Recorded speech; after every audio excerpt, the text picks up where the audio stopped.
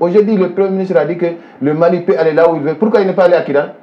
Pourquoi il n'est pas allé à Tinzawatara? Pourquoi il n'est pas allé à Ouattaguna? Pourquoi il n'est pas allé? Est-ce que vous pensez que ça c'est vrai ce qu'il a dit? Ça c'est une contre-vérité très claire. L'armée ne peut pas, même l'armée ne peut pas aller là où il veut, à plus forte raison les autorités.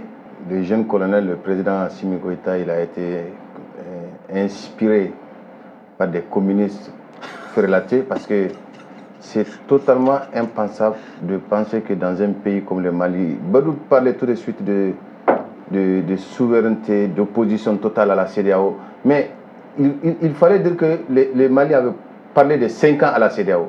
Si on est souverain, les 5 ans n'allaient pas bouger. Ce sont les sanctions qui ont fait qu'on est revenu à 2 ans, qu'on le veuille ou pas. Même les 2 ans pour les valider là, il a fallu quand même qu'on échange avec la CEDEAO. Sinon, moi je pense qu'à partir du 14 janvier, là, le Mali aurait dû quitter la CEDEAO. C'est ce que l'opinion, en tout cas la foule qui était au monument de l'indépendance, c'est ce que ces gens-là pensaient. Quitter la CEDEAO, quitter l'UEMOA, quitter toutes les organisations sous-régionales. Pourquoi les autorités n'ont pas pris ces mesures-là?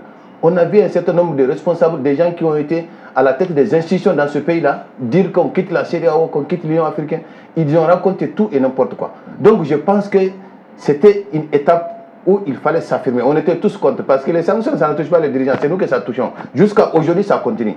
Et récemment, la libération des militaires ivoiriens, là, vous pensez que c'est venu comme ça? Et regarde comment en 2 jours, on a fait un procès. Parce qu'il y avait l'épée de Damoclès de la CEDEAO sur la tête des autorités. Et ils savent, ils ont compris qu'on ne peut pas tenir à la CEDEAO. On ne peut plus. S'il y avait eu une sanction récemment, ça allait être autre chose.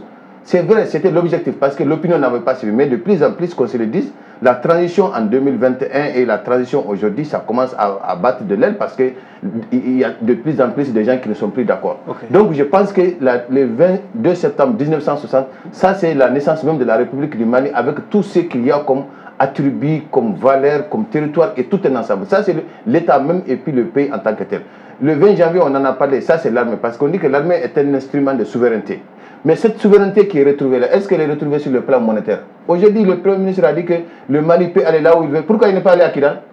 Pourquoi il n'est pas allé à Tinzawatara? Pourquoi il n'est pas allé à Ouattaguna? Pourquoi il n'est pas allé? Est-ce que vous pensez que ça c'est vrai ce qu'il a dit? Ça c'est une contre-vérité très claire. L'armée ne peut pas, même l'armée ne peut pas aller là où il veut, à plus forte raison les autorités. Donc il faut que quand on parle, qu'on prenne en compte la vérité, quoi. Moi j'aime beaucoup ça. Ce n'est pas qu'on ne veut pas les aider, mais on ne peut pas les aider sur des choses qui ne tiennent pas du tout. Okay. Aujourd'hui, il n'y a pas de souveraineté retrouvée. Le pays est en train de se débattre. Le pays veut vraiment montrer qu'elle n'est pas d'accord sur un certain nombre de choses. Mais pourtant, le pays a toujours les mains avec les mêmes pays voisins qui sont affiliés à la France, aux États-Unis et un peu partout. Nos commerçants, là, ils quittent où? C'est le Sénégal, c'est la Côte d'Ivoire. Ça, c'est des pays qui sont vraiment tenus à bras le corps par la France. Mais pourquoi ils sont en avance sur nous? Il faut qu'on travaille. Tant qu'on ne travaille pas, la souveraineté, ça commence d'abord à l'intérieur. Okay. Il faut qu'il y ait des usines, qu'il y ait des Maliens qui travaillent, okay, et non des gens qui sont là à nous raconter tout et n'importe quoi.